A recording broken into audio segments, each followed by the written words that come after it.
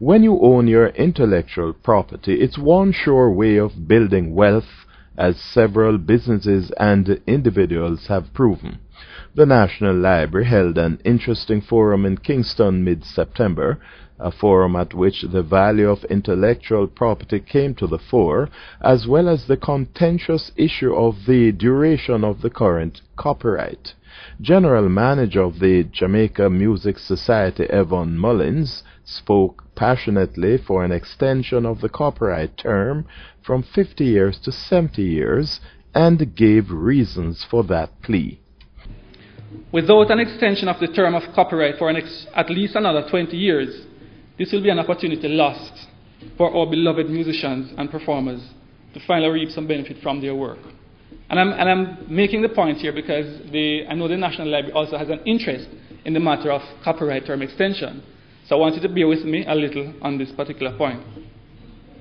In making the argument for extension of the copyright term, we are nevertheless cognizant of the interests of other parties such as the National Library.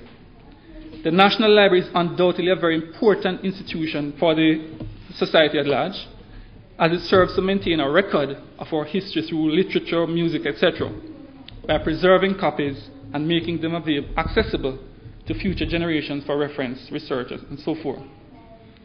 The argument, therefore, is that term extension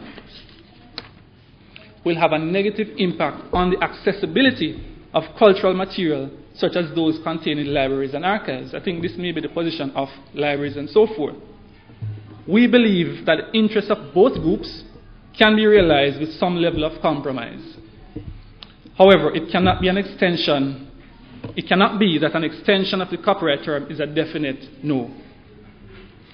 Jamaica is known worldwide for its music, and we are only now understanding better how to exploit it fully to our benefit. Copyright-based sectors contribute significantly to the economy of Jamaica. This is not an opinion, this is fact, based on a study commissioned by the World Intellectual Property Organization, WIPO, and carried out by economist Dr. Vanus James. It shows that for each dollar invested in copyright-based sectors, it generates a return higher than the same dollar invested in many of the traditional sectors. If our producers and musicians and artists can be given that little extra opportunity to earn from their works, it can mean much for them and the economy. We're therefore asking Mrs. Hodgson, CEO of the National Library, to band with us to arrive at an acceptable position on this matter of copyright term extension, so that we can move quickly to have the change incorporated into the copyright laws, and thereby give our creators and owners of music and the music industry at large a further opportunity to remain viable. Culture Minister Olivia Grange immediately promised action on the issue of an extension to the copyright term. I note the comments regarding the copyright legislation and the amendment to take the term to extend it to 70 years. You don't have to advocate, you don't have to fight for it. It is going to be done. It is going to be done. It is the writer's pension. Minister Grange also looked at the matter of fines for copyright infringements. The role of the National Library is to be the repository where all the content and images that are created as part of the vibrant and colorful cultural landscape that is Jamaica are stored for posterity. As stated in the National Library Act of 2010, which I had great pleasure in spearheading in Parliament, its function is to collect and preserve for the national collection any document published in Jamaica, any document about Jamaica, and any document published by a Jamaican.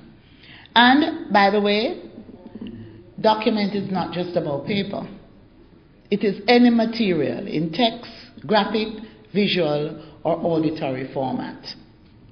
In fact, the legislation says it's compulsory.